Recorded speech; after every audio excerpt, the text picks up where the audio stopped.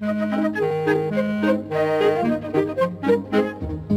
totta kai myös olympiainnostuksen sain, mä vaikka olen pieni poika vain. Ja harjoittelun aivan heti päätin aloittaa, kas siitä niitä muskeleita saa. No juoksu helppo lie, se ennätyksiin vie, vai siinä miestä tarvitaan jo jonkinlainen tie. Mä juoksin kunnes kaaduin ensimmäiseen rapakkoon, ja äiti huusi taivas varjelkoon.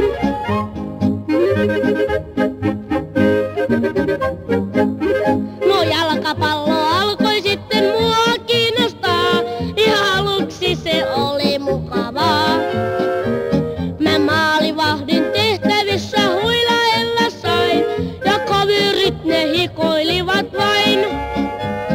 Kun siirryin hyökkäjäks, niin pelihallu läks, jo piankin multa varmaan koko loppuelämäks.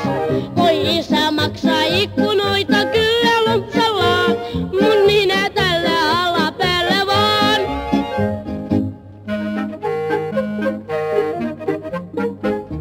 Mä jalkapallon myin ja ostin seipäin tilalle, mut sekin laji meni pilalle. Kun ponnistin